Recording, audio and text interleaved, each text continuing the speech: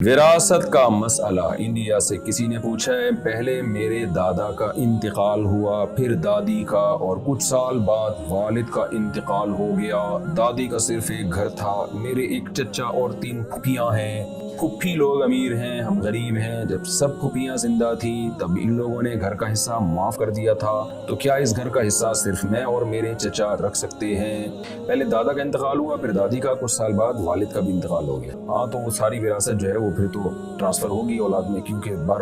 چچا پھوپھیاں میں ہوگی۔ دیکھیں، جب پھوپھیاں زندہ ہیں، انہوں نے گھر کا حصہ معاف کر دیا نا، تو خوب سمجھ لیں وراثت کے مسئلے میں یہ بات خوب سمجھ لیں کہ معاف کرنا ہبہ کہلاتا ہے، یعنی گویا پھوپھیوں نے اپنا گھر آپ کو دے دیا، یہ مطلب ہوگا۔ تو جب بھی کوئی چیز ہبہ کی جاتی ہے، گفٹ کی جاتی ہے، تو جب تک اس میں قبضہ نہ ہونا، وہ گفٹ کمپلیٹ نہیں ہوتا، مکمل نہیں ہوتا، خوب سمجھ لیں۔ دوسری بات یہ کہ جو چیز تقسیم کے قابل ہو، یعنی ڈیوائیڈ کرنے کے بعد بھی اس سے فائدہ اٹھایا جا سکتا ہو، تو اس میں ہبہ اس وقت تک مکمل نہیں ہوگا جب تک اس کو ڈیوائیڈ نہ کر دیا جائے۔ میں مثال سے بات سمجھاتا ہوں۔ جیسے ایک گھر ہے، اتنا بڑا گھر ہے کہ وہ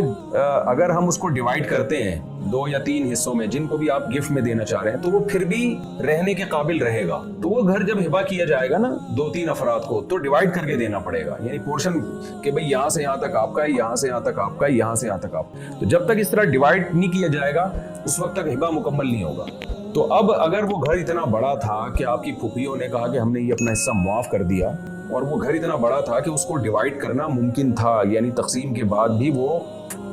رہنے کے قابل رہتا کہ الگ الگ فیملیاں اس میں رہ سکتی ہیں، تو پھر صرف اتنا کہنے سے وہ معاف نہیں ہوگا، بلکہ وہ ابھی بھی پھوپھیوں کا ہی ہے، جب تک وہ اس طریقے سے نہیں دے دیتی، قبضہ نہیں دے دیتی اور ڈیوائیڈ نہیں کر دیتی۔ لیکن اگر وہ گھر اتنا چھوٹا ہے کہ وہ ڈیوائیڈ کے قابل ہیں، جیسے فلیٹ ہوتے ہیں یا چھوٹے گھر ہوتے ہیں، ان کو اگر 2 پارٹ میں آپ کر دیں تقسیم، تو پھر وہ کسی کے بھی استعمال کے قابل نہیں رہتا، یا 3 پارٹ میں اگر آپ اس کو ڈیوائیڈ کر دیں، تو وہ جو یعنی قابل تقسیم ہی نہ ہو، تو پھر اس میں زبانی کہنے سے کہ بھئی میں اپنا حصہ مجھے اس میں نہیں چاہیے، میں دستبردار ہو جاتی ہوں، تو پھر یہ کہنے سے وہ اس حصے سے دستبردار ہو جاتی ہیں، اور وہ پھر اس میں ان کا وراثت کا حصہ نہیں رہتا۔ اب وہ گھر کتنا بڑا تھا یہ آپ ہی بہتر جانیں، تو اس لیے بہتر یہی ہے کہ آپ نے یہ انڈیا سے مسئلہ پوچھا ہے نا، تو آپ وہاں دارالفتہ سے رجوع کریں اور پوری ڈیٹیل بتائیں، دارالعلوم دیوبند سے یا مظاہر علوم سے، یا کوئی بھی آپ کے قریب میں کوئی مفتیان کرام ہوں، آپ جس شہر میں رہتی ہیں، تو بہتر ہے کہ آپ ان سے پوری ڈیٹیل لکھ کے فتویٰ لے لیں اس بارے میں۔